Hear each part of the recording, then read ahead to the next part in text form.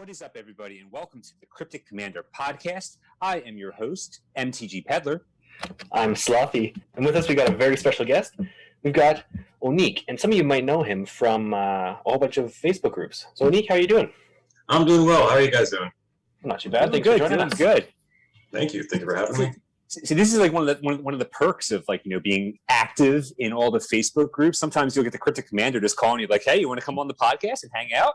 Yeah, I'm here. Why not? Let's go. All right. So moving forward, guys, card of the week this week picked by Cryptic Man Facebook group is Bone Crusher Giant. Boo to you guys. Bone Crusher Giant. 2 generic and a red. It is a giant at rare. Whenever Bone Crusher Giant becomes a target of a spell, Bone Crusher Giant deals 2 damage to that spell's controller on a 4/3 body. It's also an adventure card, so it has Stomp for 1 generic and 1 red. Instant. Damage cannot be prevented this turn. Stomp deals 2 damage to any target. I'm pretty sure we all know what Bone Crusher Giant is and does. What do you guys think of the Bone Crusher Giant? I'm tired of seeing it. Yeah, it's pretty much played in like almost any format that's legal in. Everyone's just like praying for rotation to happen, just so like you don't have to see this thing anymore. I think we're all in that same boat. I mean, Slothy, we were actually just talking before the show started. Like, I cannot wait for rotation so we can just get rid of this card. But when a card is that strong, you can't not play Bone Crusher Giant if you're playing red. Exactly. Like, it's like a card that you have to put in there, and you're like, I guess I'll put 4 copies. I guess for competitive, I've got to put it in. The good news is, guys, 2 months. 2 months. And it's gone. It's gone. Oh. Yep. what a nice, happy way to start the podcast, right, bro? It's like, oh, God, it's Bone Crusher Giant. Oh, my God. But no, it does make sense to talk about it because it is. I think it's one of the more impressive cards from that entire block with Furious Beyond Death, Throne of Eldraine, and what was it, Ikoria, because I think that's like the card that had the biggest impact out of that entire block.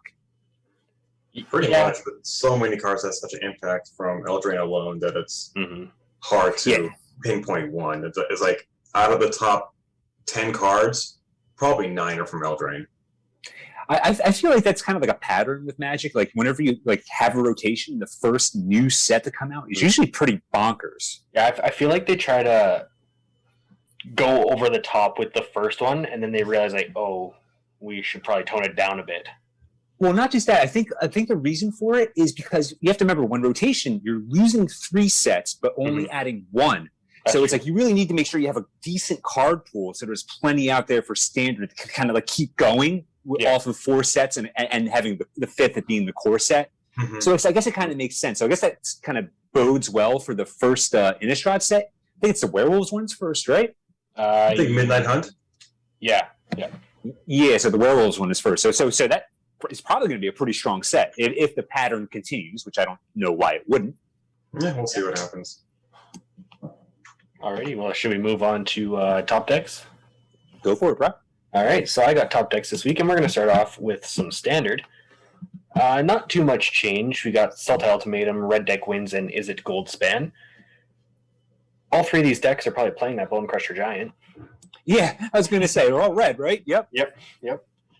And then moving over to Historic, we've got the Unclassified decks. So these are ones that I don't know if we've ever actually explained what Rogue and Unclassified means.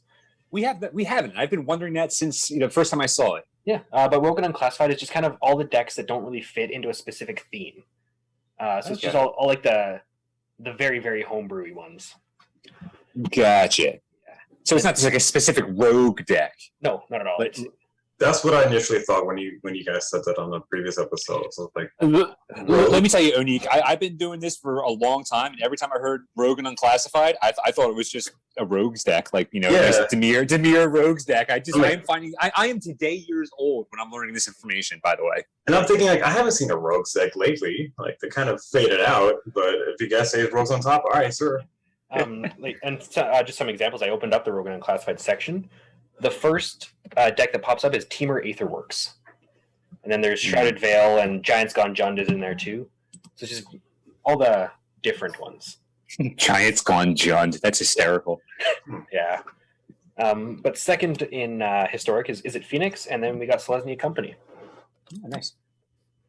Moving over to modern, we've got Is It Spells, unclassified again, and Green White Company with the splash of black.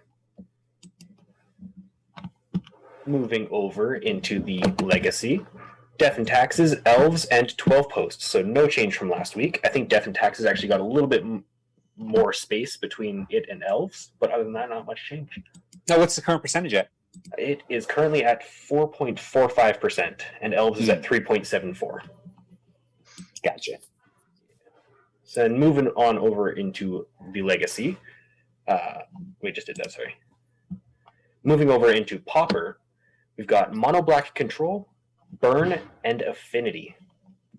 Good old Affinity. Love seeing Affinity coming back. I love Affinity. They probably got a lot of help from Modern Horizons too, didn't they? Oh, I'm sure. Yeah, there's a absolutely. lot. There's a lot of really good Affinity cards in there. A lot of really good cards. And then over into Commander, there is a little bit of change this week. The first deck is the same as last week. It is Lathril Blade of the Elves. But second, we've got Omnath Locus of Creation, and then Rograk Son of Roga. And those three... Good. What was that? Good. I was going to say, weren't they like 5 and 6 last week? Omnath was, I think, number 4, and Rograk was number 2. Yeah, that's close. There's something like that. That was a long time ago. Yeah, I know. My memory span is not that good. All three of these commanders are within 0.11% Wow. of each other. So it is a tight race, is what you're telling me. Oh, absolutely. It's kind of cool seeing, because with every legendary creature, there's just so many that the meta is so diverse, it seems. So the top decks essentially change like every day almost, just by like 0.1%. Yeah. Like there was a week I looked through probably 2 or 3 times a day, and there was a different one on top, which was right when Commander Legends came out, I think, actually. I actually have a question about the Commander top deck, or the Commander top decks, like, I guess, percentages. Commander is not a actual format in competitive play of MTG, correct? Correct. It is a casual format. How are they getting these numbers and percentages of who's playing what? They still do some like MTG Online tournaments in where they just go based on what people play in those. And it wouldn't surprise me if they also kind of base it off of like deck submissions on other websites too. EDH Rec is probably a big one where they get their data from, and there's a couple Gotcha. I was always very like. I've been thinking about that for a couple of weeks, and this is the first time I decided to mention it. And I was like, I wonder how they actually picked that. There's no actual like official tournaments for Commander. So how are they getting this information? Who's playing what? Fair enough. I'm learning all kinds of stuff today. It's a great day for me. So we're just going to move on over to Pioneer here, which we've got Mono Black, Red Deck wins, and then the unclassified decks once more. And yeah, that's going to be our top decks for this week. Nice. Well, I was saying I was having a good day. Now I'm about to absolutely destroy that, because I have I have some news to pass along. Peddler. This article is coming straight from StarCityGames.com. The title of the article is WotC announces product shortages for launch of Adventures in the Forgotten Realm. Set and draft booster shortages ahead of D&D crossover set. Yeah. Now, let me read this article real fast. So, WotC has announced that set and draft boosters of D&D Adventures in the Forgotten Realm will be experiencing product availability shortages at launch.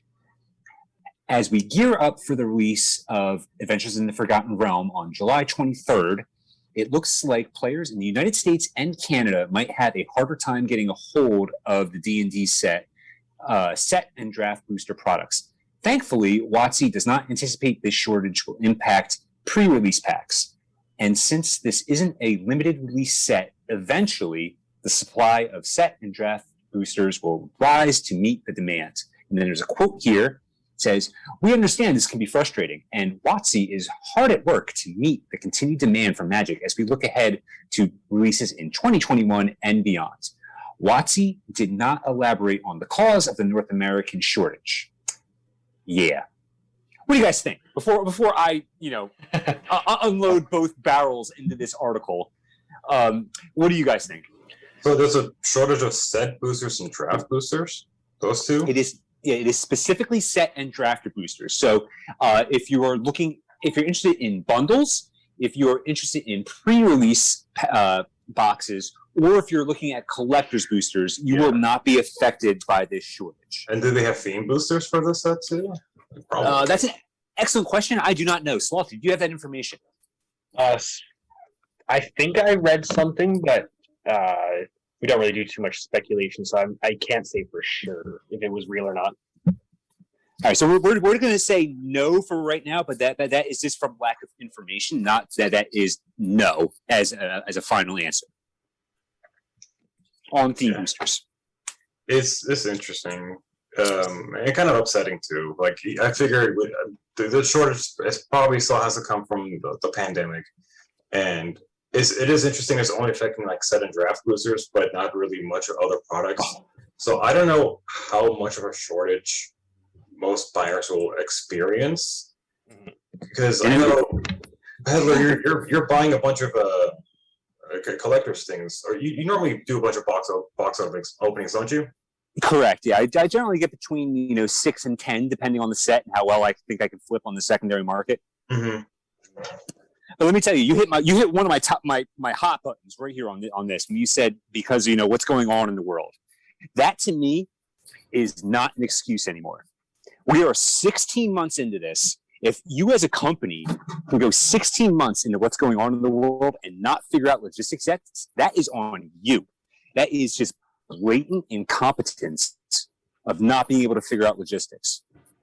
I mean, like I couldn't find paper towels or toilet paper for like 4 months because of what's going on. I guess what? Scott's stepped up. They made more production, and I can find toilet paper now, thankfully. So I don't understand how. I'm not going to buy in that Wizards is not capable of stepping up, meeting the demand that the logistics have for releasing a set. That to me is just not happening. That is not an excuse. I'm not willing to accept it. Sometimes they've announced in the past that like the shortage of products are for like the European markets or the Asian markets or something. But so I'm surprised it's this time it's US and Canada. Like it had to have something happen like here within the US or wherever HQ is or wherever the printing comes from that affected it. I just find that part interesting. So like overseas, the foreign products might be just fine in supply. Well, they've had a lot of issues. Like I forget what set it was. I almost want to say it was Time Spiral and Zendikar. They were having a lot of issues in the Australian market. Yeah. In getting stuff out. Like the Australian market's been very, very difficult to get any form of product in. So this is the first time it's affecting the North American market, but it's been an ongoing issue with Australia. Hmm. But now my other point of contention on this is I part of me honestly thinks that this is Wizards basically creating its own FOMO. It's like they know that they have no capability to keep up with the products that they're releasing at such rapid fire pace. I mean, between Modern Horizons 2 and D&D, it's literally like, I think it's like 28 days because Modern Horizons 2 was delayed also. Yep. So it's like, so they only gave themselves not like just 4 weeks, not even a full month, 4 weeks from one set to the other. And I hate to say it, I don't think they care because they know that they're installing their own FOMO into this product just by saying, oh, there's going to be shortages. People are going to go out and buy as much as they can because they feel like they're not going to get it. Because I feel like half the people that see this article won't read it. They'll see the headline and be like, uh-oh, I better call Phil and tell him that there's going to be a shortage of these boxes. We better go get a ton. Mm-hmm. That's my take on it. Like I feel you can blame what's going on in the world all you want, but that's not an excuse to me anymore. Or it's just Wizards just being Wizards. And I'm not thrilled with either one of those outcomes because I feel like we deserve better as the consumer and as the players of this game. because without us, they just have cardboard. That's it. We are actually the driving force behind this game. Yeah, definitely. Yeah. I'm curious when the second shipment or supply or whatever will come in, like how soon after. Because this one sounds like it's only affecting the first delivery of the product. I wonder if they're going to, if they're going to do it like they've been doing, where they're just going to limit this first supply under the guise of having, logistic issues like they've been doing with LGSs anyway, and then just releasing everything else on Amazon. Yeah. Huh. Which is awful for LGSs. You have customers that are there ready to play the game. They want to buy some packs while they're talking, or while they're sorting binders, or they're there for Friday Night Magic, so they want to buy a couple packs to open, and they can't get it. So all that's doing is taking out of the LGS's pockets. And that's where they should go first, in my opinion. Oh, absolutely. Especially with the LGS is opening again for in-store play for sanctioned events and whatnot. Like, I would encourage everyone to go to their LGS if you got one nearby, buy the product from them, hang out in the store, play against people face to face, and just have a good time again. But if that's going to be difficult, that's going to really hurt the experience and hurt the LGSs. And the thing is, the consumer isn't going to follow the chain of command up to Watson. They're going to look at the poor clerk at their LGS and be like, "Why don't you have this?" You know what I mean? It's like it makes for really bad feels, and it makes for a not as fun experience being out as we should, because we all just want to get together and play this game. That's what we want to do. That's what Magic is. Mm-hmm. Magic the Gathering. We're supposed to gather and play. And when you're taking away a key element, it takes away from the enjoyment. It's a shame. I don't understand if it's intentional, but it seems improbable to be accidental, I guess is the best way to describe it.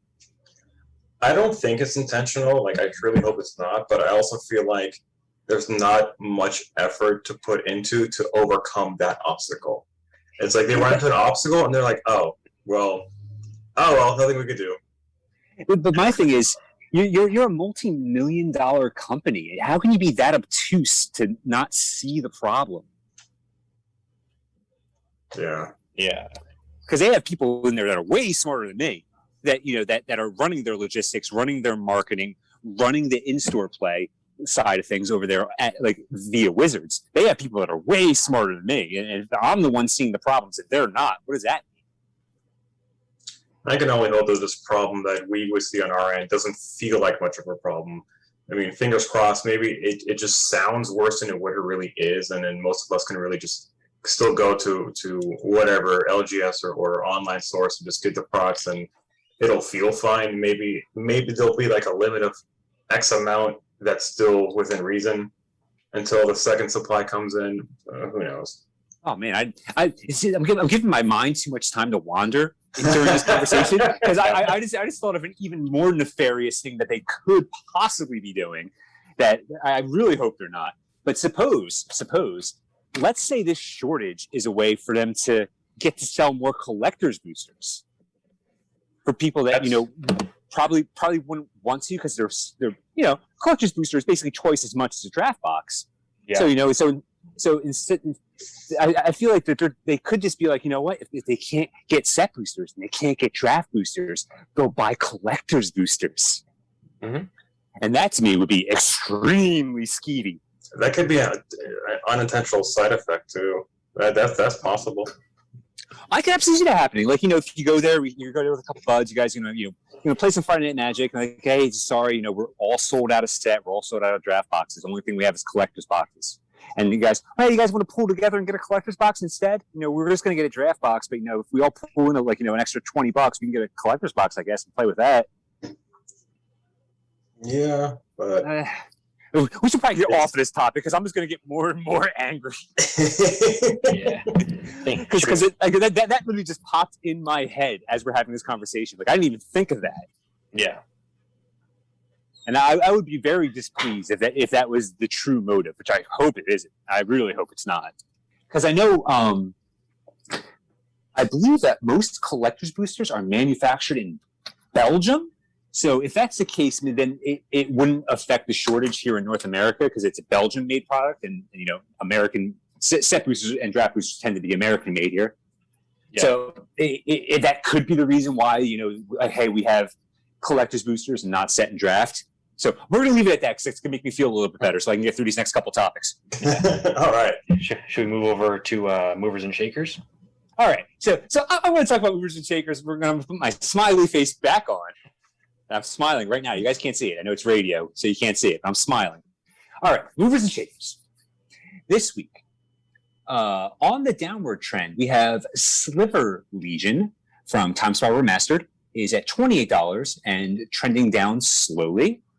Just about 2 months ago, it was hitting around $40, so it's on a slow decline there. True Name Nemesis, the retro border from Time Spiral Remastered, is $6.65, trending down. That one's been going down for a while. Yeah, it's been going down. It's very, very slow. It's trickling down. Like it was up it was like $20 for a little bit, and then it just fell down to about 12, and it's been on its way down ever since, slowly. Yeah. Next up, we have Muxus, Goblin Grandee. Again, slowly trending down at $14.49. Another one of those that's just been kind of on a steady decline for a while now. I feel like a lot of arena players will be excited to hear that it's going down just because they're tired of seeing goblins. That's so. And our last card trending down slowly is Hellkite Tyrant, and that is at $7, down from an all-time high of almost 20. So those are our cheap pickups of the week. Now, our biggest gainers of the week, we have Black Cleave Cliffs and Dark Slick Shores. I don't have a percentage on this one, but they are both up. They were both sitting around $20 at the beginning of this week, and now they're both pushing 40. So they're doing pretty well for themselves. They've only been printed in Scars of Mirrodin, right? The allied colored fastlands. Yes, I believe. Oh, so. Yes. No, there are also expeditions. Oh yeah.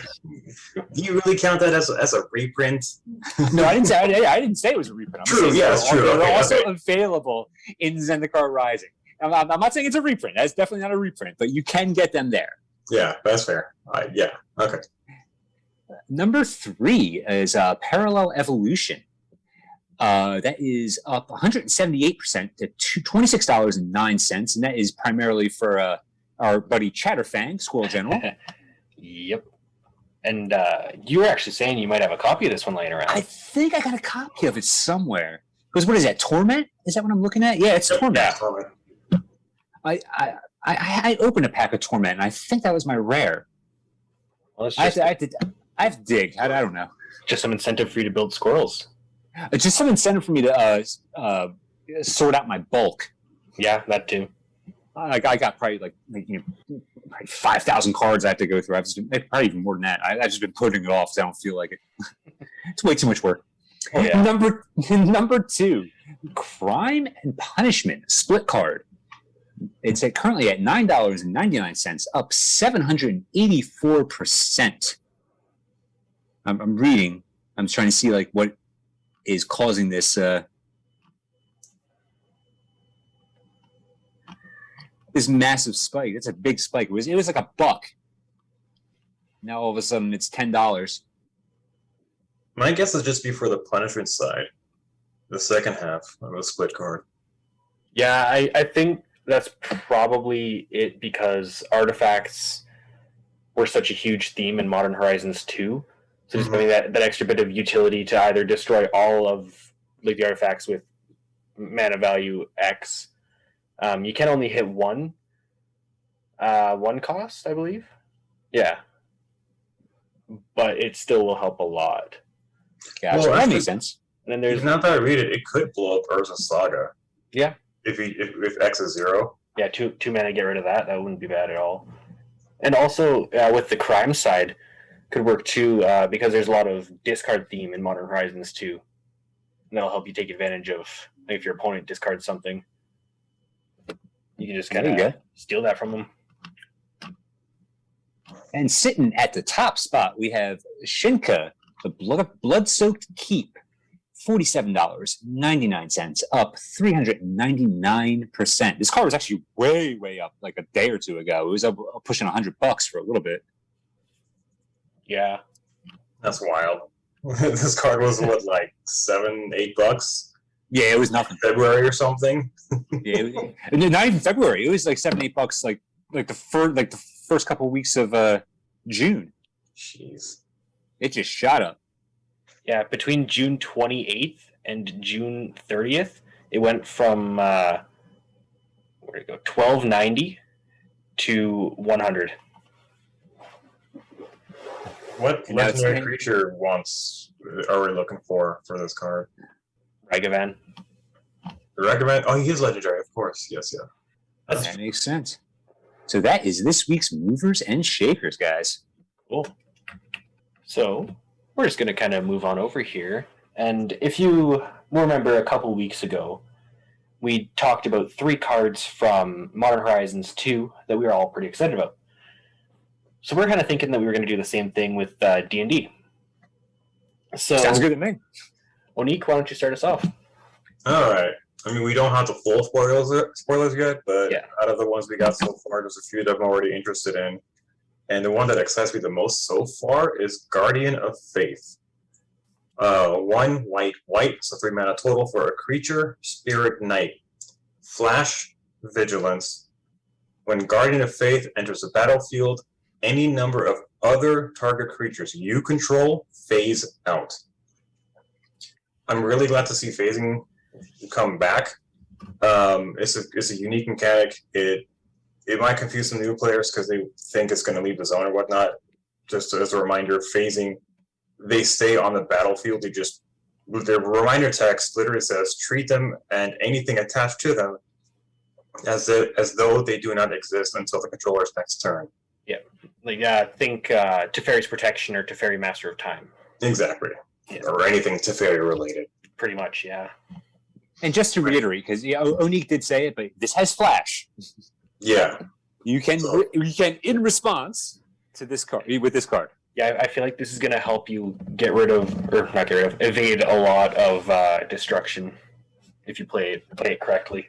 Yeah, it's essentially almost like a 3 mana counterspell in white. Mm-hmm. Like I save. It's only a creature. So if you're one of your creatures about to die or losing combat or whatnot, you can save it or protect it and whatnot. And then on your turn, whatever's phased out phases back in at the very, very, very beginning of your turn. Before your upkeep, before you draw, I think it's before you untap even? Or is it as you untap? Either way. The creature comes back, or the creature phases back in, and then your 3/2 vigilance creature essentially has haste in a way since you just played it in Flash. Yeah, this card I feel like it's going to see a lot of play. Yeah, definitely. And possibly in other formats too. Standard for sure, maybe even historic or whatnot. We'll see. It's 3 mana, 3/2 power. I think it's a solid card. The next one I had, I was looking at is I feel like it's a hybrid of sorts. It's called Froghemoth. It's another creature, 3 green, so 5 mana total. Creature Frog Horror. It's a 4/4 creature, trample, haste. When Froghemoth deals combat damage to a player, exile up to that many target cards from the graveyard. Put a +1/+1 counter on Froghemoth for each creature card exiled this way. You gain 1 life for each non-creature card exiled this way. So I feel like it's got a combination of questing beast that it comes in and hits you pretty hard, and then also has a mix of scavenging ooze to where it exiles a bunch of cards from the graveyard and either gets stronger or gains you some life. This card can catch people off guard a couple times with how big it could get. Because if your opponent doesn't have that many blockers, it could be almost a 6/6 by the end of the turn. I love it. I think it's a great card. Yeah, it's a frog horror. It's an amazing card. And then the third one I was looking at is a black artifact, Sphere of Annihilation. X black. That's the mana cost. Sphere of Annihilation enters the battlefield with X void counters on it. At the beginning of your upkeep, exile Sphere of Annihilation. All creatures and planeswalkers with mana value less than or equal to the number of void counters on it, and all creatures and planeswalkers in graveyards with mana value equal to less than the number of counters on Sphere of Annihilation. So it's a slower Wrath, but you could kind of, in a way, is modal, meaning you can kind of choose which you're knocking out with it. It hits everything, hits all creatures and planeswalkers in play and in the graveyard. So you cast it, and then at the beginning of the next turn, then the field blows up, depending on what your X is. It's very similar to, like, it's better than Wrath, where it's like you get a little bit of like selection of what creatures you're going to destroy, but it's a little bit worse than Wrath because you got to wait a turn. Yeah, but you can still like cast it for whatever you want X to be, and then on your next turn, this will go off, and then you can still drop your next creature Until they naturalize it. Well, yes, true. Still, I don't think it's really going to slow you down as far as what you want to play. I mean, if anything, they're going to not drop a creature as soon as you drop this one down because they're just going to, I guess, sandbag or wait until the sphere goes off. Yeah. And they can kind of work around it depending on what your X is, how many void counters it has. Still, it can, like, for 2 mana, if X is 2, it can really slow down aggro decks and whatnot. Oh, yeah, absolutely. Mm-hmm. So, yeah, at the moment, those are my top 3. Nice. Sloppy, what do you got going on for us over here with D&D? So there's a lot of cards for Commander that I'm really excited for. So the first one is Galea, Kindler of Hope. It's a legendary creature, Elf Knight, for 1 and Bant, so 4 mana total. It's a 4/4 with Vigilance. You may look at the top card of your library at any time. You may cast Aura and Equipment spells from the top of your library. When you cast an Equipment spell this way, it gains when this equipment enters the battlefield, attach it to target creature you control.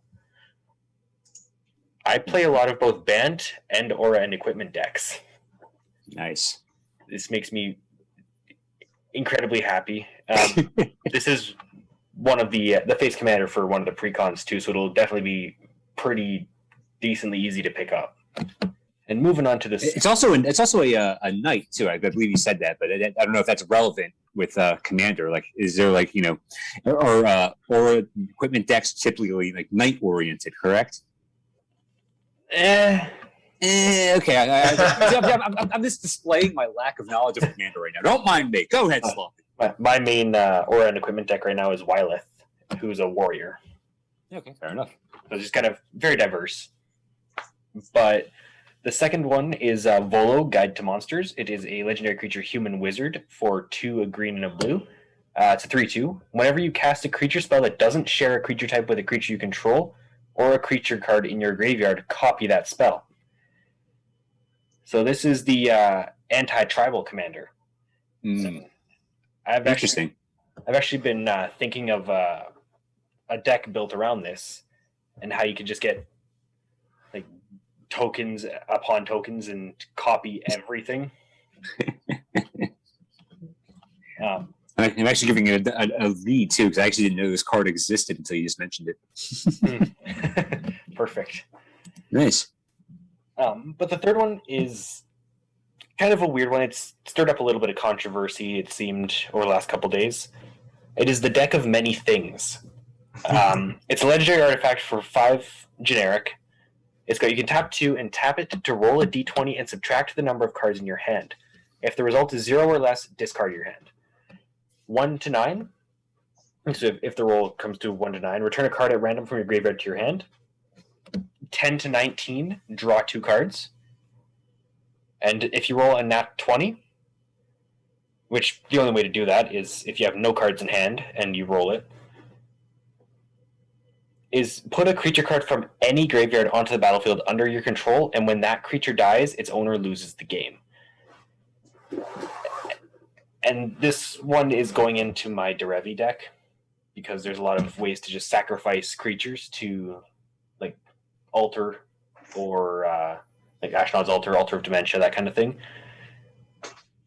And it just seems like a very, very fun and flavorful finisher that's not going to be very common, so it's going to feel really good the first couple times you actually are able to pull it off. Right.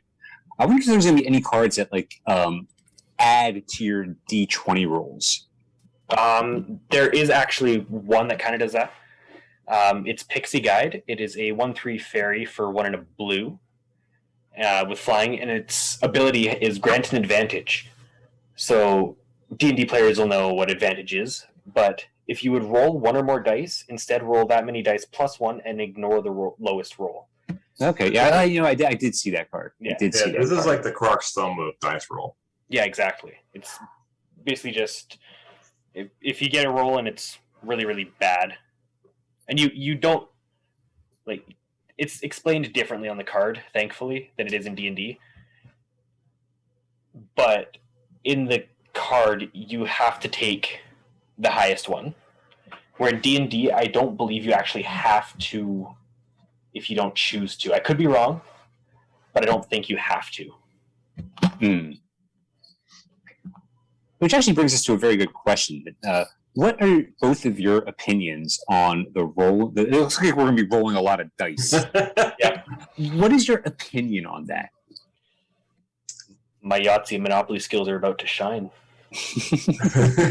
Well, what about you, Onik? I'm curious.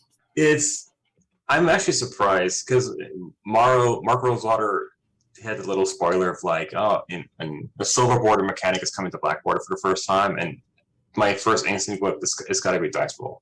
There's got to be dice roll. Mm-hmm. I didn't think it'd be D20 because I thought it would be a little too random. But so far, every card we've seen has maybe only 3 possible outcomes. Like Saltry just said, it's either 1 through 9, 10 through 19, or 20, or natural 20. So it's not like 1 through 3 and then 4 through 6 and then 7 through 10 or anything like that. But I'm surprised we are rolling a D20. It's very flavorful, very, very D&D thing. I'm not a D&D player at all, but I get why to do that. I'm just surprised we're rolling D20s. My thing about it's two-pronged. My thing, of course it is. Why wouldn't I have a long, lengthy explanation of what it's something I dislike? The reason that I'm aware of why they said that fetch lands will never be printed in standard again is not just the power level of fetch lands. It's because shuffling the deck takes too much time, and it takes away from the actual game when you're shuffling a deck. Doesn't just having I need to get my dice. It takes away time from the actual game. All this rolling of dice and then having to check the card. All right, what did I hit? I hit 11. That is draw 2 cards. It's the same issue that they had with fetch lands, but it's fine right now because it's D&D. And I get it. Like I'm not a D&D player, but if I wanted to roll dice, I would play D&D. I want to play Magic. That's my first issue on it. Like if it's because that time thing, that was the excuse why we're never getting fetch lands again. The other one is a D20. The way spin down dice roll, it's not like a true randomization of 20 numbers. It's designed so you always have the numbers next to each other, so it's easy to keep a life total. They're very easily manipulated if you know how to roll them properly. Mm-hmm. I'm not a fan of that. I find it amusing that if you know how to roll them properly, you can cheat. So, yeah. But yeah, they've already made an announcement that do not use spin downs to roll dice. Oh, did they have to say that? I didn't even see that announcement. That's great. They did. Some of the bundles or kits or whatnot are going to come with an actual D20 that with randomized that are not spin down. And I'm sure it's going to be up to your opponent or up to your play group that if you want to use the spin down, you probably want to say to your opponent, "Hey, I've got this dice, and do you want to use it? Is this cool with you?" You probably even want to go one step further, if I have to roll, do you want to roll for me, or I'm going to drop it from a height of a foot off the table or something, or I'm going to yeet this thing across the room, and that's pretty random. There's got to be some sort of almost a rule like a gentleman's rule between player to player of like what's considered fair. Because if you just like drop this thing from like an inch off the ground, off the table, and it just kind of like pivots from like a face up 17 to 18, that's not a roll. That doesn't count. That doesn't do anything. I love the idea of having your opponent roll the dice. That should have been on the card. That's like your opponent rolls it, you get the number. That should have been built into the mechanic. I love that idea. Yeah, but like if I could manipulate the roll, then so can you. So if my intent is to try to get like 15, 16, 17, 18, something higher, then I'm sure your intent is getting like a 1, 2, 3, 4 or something. That's also true. That's also true. I want to see if I can get a free win by them using a spin down. Like I'm gonna be like, Judge, he's using a spin down. A quick sleight of hand, just like swap out the dice. Oh, this was here the entire time. I don't know what you're talking about. Oh man, that's funny. Or just like throw it across the table like a craps game in Vegas. Yeah. I guess this means I should probably go into my cards. As I take us down another wormhole. This whole podcast has just been like wormhole after wormhole of Peddler going off on stuff. This is what happens when John's away. I'm telling you. Cat's away, the mice will play. All right, so my first card is Druid class, one of the new enchantments, the class enchantments for 1 generic and a green. It starts off with whenever a land enters the battlefield under your control, gain 1 life. And then you can spend 2 generic and a green to level it up to level 2. At level 2, it gains the ability you may play an additional land on each of your turns. And then level 3 is 4 generic, 1 green. When this class becomes level 3, target land you control becomes a creature with haste, and this creature's power and toughness are equal to the number of lands you control. It's still a land. And that is at uncommon. We've already seen some rare ones spoiled, but this uncommon seems like it's the best out of all of them. I love this class. I really liked how they I think we had mentioned in a podcast about probably 5 or 6 weeks ago that the level up mechanic should definitely come back for this. And I think with what I've seen with like the Druid class, the Bard class and all that, and quite excited about the Bard one myself, but I think that they did it very, very well. I agree. I like this mechanic a lot. Yeah. I'm a fan of this. And you know what? It's nice to see green get a little bit of ramp.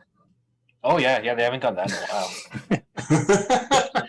It's nice to see if they're finally catching up. Such a slow color. Like, it's about time they caught up with what's going on. It's kind of like the redheaded stepchild for WotC.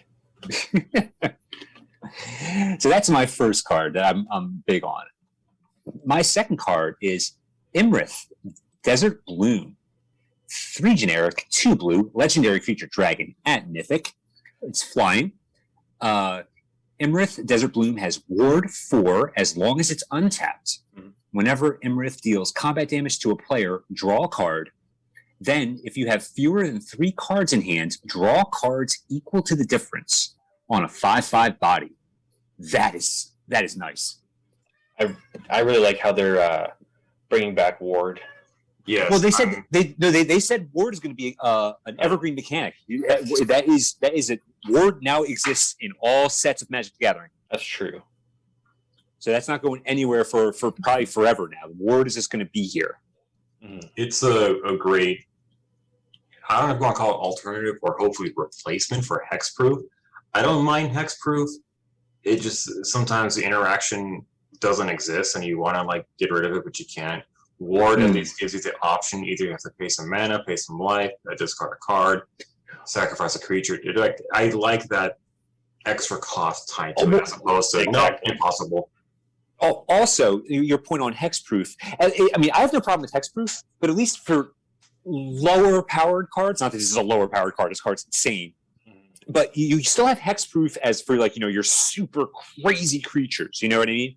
That can still exist with the super crazy stuff. And then you have this like kind of like lesser option in Ward where it's like, okay, it has some protection, but there's workarounds. It's kind of like, are you going to buy, the Lexus or the Toyota? That like the Lexus has the hexproof and the Toyota, you got Ward. I work for an Audi dealership, so I'm thinking Audi and Volkswagen immediately when you say that. So I worked at Hyundai. Trust me, I know. Okay. And also, just it's kind of getting like glazed over with all like the jokes I'm making here, but that card draw is pretty spicy too, especially you have to think you have 5 mana in your hand to play with when you cast this card. If you swing in and hit them and you can like play out your hand before combat, you're getting 3 cards. Yeah, absolutely. Which kind of like how you mentioned with green getting ramp, blue definitely needed more card draw. Yeah, blue needed the card draw. There's just not enough. I don't understand how people play this color. I just don't know how many cards, how relevant the last part of text is going to be, because I can't imagine blue players having, close to 0 cards in their hand. Like, I feel like if you're out of options, there might be a problem already. I feel like it might help with some storm stuff. Like if you're able to empty your hand, get a whole bunch of stuff out, draw a couple more cards, and then have a payoff somewhere in there. But other than that, I think it's mostly just for the 5/5 with Ward 4. Also for the limited environment too. That's where like that last ability is going to really shine, is in the limited environment. Definitely. But then again, also if you have a 5/5 flyer that is extremely hard to deal with, you might be winning the game already. Yeah, it's a you win more mechanic. Yeah. You're not winning enough. Here, win some more. All right. And my final card that I want to talk about today is Lightfoot Rogue. I'm going all. I got 2 uncommons in my. I don't know. I like the uncommons in this set a lot. So Lightfoot Rogue, 1 generic and a black for a halfling rogue at uncommon, has sneak attack. Whenever Lightfoot Rogue attacks, roll a d20. So on a 1 or 9, 1 through 9, Lightfoot Rogue gains Death Touch until end of turn. 10 to 19, it gains +1/+0 and gains Death Touch till end of turn. And on a natural 20, it gets +3/+0 and gains First Strike and Death Touch until end of turn on a 2/1 body. I like this card. Good card. It's a pretty niche card. Like if rogues are still relevant after rotation, you know what I mean? But I like it. They should be, because M21 and Zendikar will still be in. There'll definitely be a couple changes to the deck, but History, like I'll have to lose my Drown in the Locks. Yep. Okay, I'll just move the deck over to Historic. It's fine.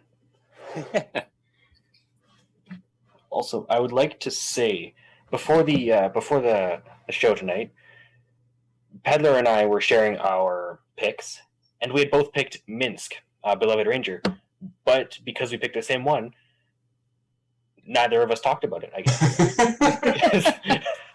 I don't think we ever actually decided who was going to, so if you guys don't mind, I would just like to read that one out quick. Go for it, bud. Cool. So Minsk is another one that I'm quite fond of from this set. It's a 3/3 legendary human ranger for Naya. And when Minsk enters the battlefield, create Boo, a legendary 1/1 red hamster creature token with trample and haste. And then you can tap X to, until end of turn, target creature you control has base power and toughness XX and becomes a giant in addition to its other types. You can only activate that as a sorcery, though. This card is awesome. Yeah, I love the character. Yeah, I don't know anything about D&D, of course, but if you look at the card itself, it's a dude holding this little furball of a hamster in his hand, and then if you look at the token, the token's adorable. The token is amazing. First of all, it's called Boo. That's already cute. I showed a picture of it to my fiance. She doesn't know anything about. I mean, she doesn't really know. She doesn't know anything about D&D. She doesn't play Magic, but I just show her like cute pictures of Magic once in a while, and she loves Boo, the giant hamster. Yep.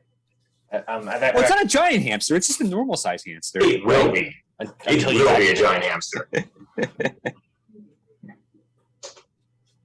trying to think how a hamster has trample. It's kind of like the same as how does Almighty Brushwag have trample? It's true. Brushwag. That's all you need to know. What does that mean, though? It doesn't need an explanation. It is what it is. Okay, that's fair. Don't question it. And there is one card I'm kind of disappointed they didn't reprint. Maybe even just as like a non standard legal buy a box promo, but the Sword of Dungeons and Dragons. Oh, shit. They kind of missed an opportunity with that one, especially because rogues and clerics are both in Standard right now. You know what? It still might be coming. It still might be coming. That's true, but it was an unstable, so my hopes aren't too high. They actually did reprint Back of Holding. That was from Core M20. That's and true. They reprinted Back of Holding as an uncommon as opposed to a rare. Mm-hmm. With of course new art. Yeah.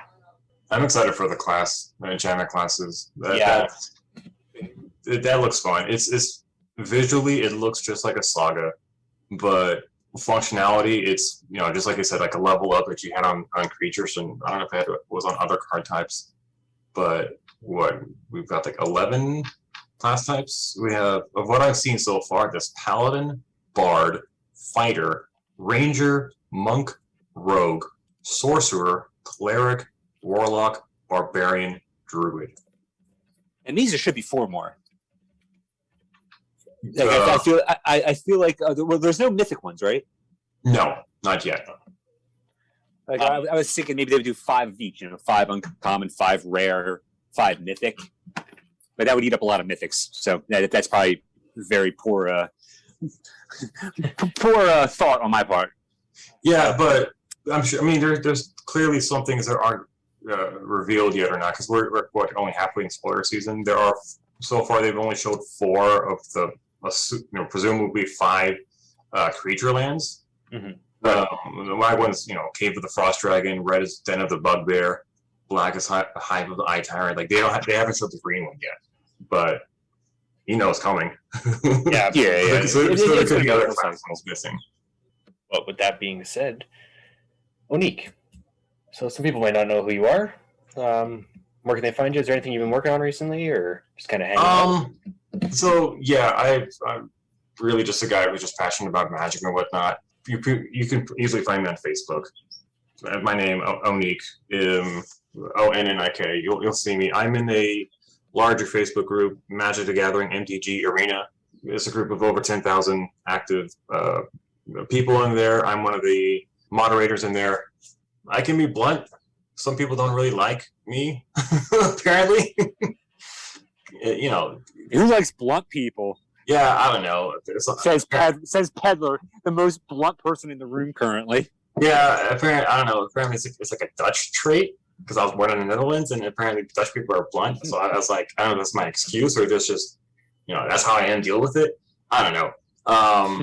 But yeah, I'm there. I'm pretty active on there. I also I know it's been mentioned on the podcast before, the other group, Keepers of the Spark. I frequently host or organize league events, which typically range between 12 to 24 players, and it's a month-long event to where I do the pairings, I announce it, and then person Slothy plays Peddler, and then Slothy plays me, and then Slothy plays against 2 other. Yeah, so yeah, Slothy, you're in it, of course, you know about it. Oh yeah. After your week of the first week, we'll say it's like traditional standard. This is all on our way. First week is traditional standard. Second week is historic brawl, for example. The third week is we'll make something up. Pauper standard, and the fourth week is like artisan historic or something. So it's not just net deck only sort of thing, and you'll be at the top of the list. I also want to try to include some a little creativity, ingenuity, think outside the box of like, how am I going to make a non-creature only deck for standard, because you can't really go online to find these decks. I like the creativity part of that, and it really gives an advantage to some of the other players who are just more casual. Yes. Who are players like me, like who typically just try to brew with the best cards out there. When I'm limited to what I can build with, I get frustrated and I start to lose. Like, I can't play with this card, I can't play with that card. What do I do? How do I win? And to some other players, it's like that's all they know how to play with, so they've got the advantage. Yeah. But I host the tournaments. I put out the standings and whatnot. I just like the competition of Magic itself. I typically root for the underdog when it comes to sports and whatnot, and that's what I've been doing a lot. Nice. It goes to show if you're active enough in the community, we might just invite you on to come talk to us for an hour. Yeah, I'm down for that. We're definitely happy to have you on. Thank you. But moving on to our final segment here, it is Beginner's Corner. And this week we're going to be talking about a topic that has been mentioned in this podcast, actually. Rotation. So, Peddler, what is rotation?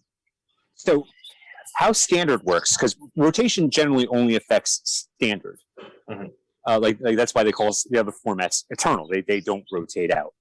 Yep. And sorry, not to jump. Go ahead. But eternal, I don't know if this has been talked about, but eternal formats are modern, historic, commander, vintage, legacy, pioneer. Yeah. So those formats are constant, but standard is different in that, where I think it's yearly, with the release of the new set after the most recent core set, the set from 2 years prior gets removed from standard. Those cards are no longer legal, and then you'll have the 3 sets from the previous core set and the current set that just came out. So to make it a little more simple, right now in September, we're going to have the first Innistrad set come out. Once that set hits, Throne of Eldraine, Theros Beyond Death, and Ikoria will no longer be standard legal. Bye, Bone Crusher Giant. Yep. Core set 21 is also rotating out. Correct. Core set 20. So those will no longer be standard legal, and it can be very, very confusing. Obviously, confusing me talking about it right now. But I think that was one thing that really drew me to standard, because I played standard. I started with not Morningtide, Lorwyn. It was Lorwyn, guys. Mm-hmm. I don't remember. It was Lorwyn. I picked up the game again in Lorwyn, and I played up until Rise of the Eldrazi. And I love standard for the fact that it was always changing. There's always new stuff coming out to be excited about. And back then, we didn't have a lot of the formats that exist now. When I rediscovered Magic, not almost a year and a half now, I was like, what's Pauper? Yeah. What's Pioneer? I didn't know what any of this stuff was. But back then, it was you played standard, or you played, vintage or legacy. Even Commander really wasn't a big thing back then. So I was always excited for when that rotation happened. Like, oh man, now we get rid of some of these problem cards. We get to brew some new decks. I love when rotation hit. What do you guys think about rotation? Well, so funny story with me when I first started playing Magic. I've been playing Magic since Portal Tempest, so I went way back. When I first started playing, I made this deck. It was a mono black aggro deck, and I had no idea what rotation was. I had no idea what was Type 2 legal at the time. I built a deck in my kitchen table play group. I kicked everyone's butt. I was dominating them to the point to where they started building my deck and beating me with it, or they would put in pro white cards or whatever. But I felt really confident in my deck, and I went to begged my mom, again, this is 25 years ago, hey, can I go to the store? Can I play in a tournament? Sure, whatever, done. It happened. I go to the store, and before the tournament starts, I played some random kid. He has some green deck of some sort, and this is before the event started, and I beat him 2-1, and I felt super confident. I felt like, oh my god, I can do this. And then he said, yeah, your deck is pretty good if it was still legal. And I'm like, huh? What do you mean legal? Oh, they didn't print Bad Moon anymore. What do you mean reprint? What does that mean?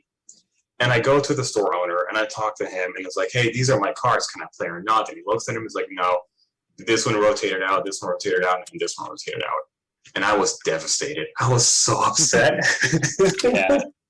I couldn't play anymore. And that was a harsh lesson of what rotation was. I don't know if it's I don't remember the details. I don't know if 7th edition came out and that pushed out 5th edition. I don't exactly remember what happened, but that's when I learned about rotation, and I was so upset that I quit Magic for a couple months or a year or something. Now, fast forward to today, of course, rotation is, if you know it's coming, you can plan for it. it gives you an opportunity to play with cards that looked really good in the previews, but you know everyone kind of forgot about them because they're not good enough. Now rotation typically happens in September, so clearly Forgotten Realms is coming out in July. That's not September. No rotation. You got play with what you got. But it's a good opportunity. Zendikar Rising, Kaldheim, Strixhaven have a lot of strong cards that no one really looked at twice because it was kind of not good enough. But now those not good enough cards will be good enough, and it really gets the brew juices flowing. So I'm excited about rotation. Yeah, I'm particularly excited about this rotation too, just because I got back into the game right before Theros Beyond Death came out. So it's like I don't really know Throne of Eldraine that well. So like now it's like this is gonna be like the first standard season, if you would call it a season, that I'm gonna have like full knowledge of every single card that is in standard. I still don't know what's in Throne of Eldraine. It's a great Henge and Bone Crusher Giant. There you go. And Oko. And Oko. And Drown in the Loch. There you go. That's my knowledge of Throne of Eldraine. Yeah. See, I'm indifferent about rotation. Well, obviously, because you're a commander player. Yeah. I don't care about rotation. It doesn't mean anything to me. I think the only time I really play anything other than Commander is Modern anyway. So another format that doesn't care about rotation. Yeah. But I'll keep my opinions short and sweet because there's not much to it. All right. So there you have it, guys. I believe that was this week's episode. So Onik, again, thanks so much for spending the time with us, man. We had a blast talking to you. Yeah, thank you. Of course. Thank you for having me. I really appreciate it. Yeah, guys, and we'll be back next week, and hope you guys enjoyed. And until next week, everyone, keep spell slinging.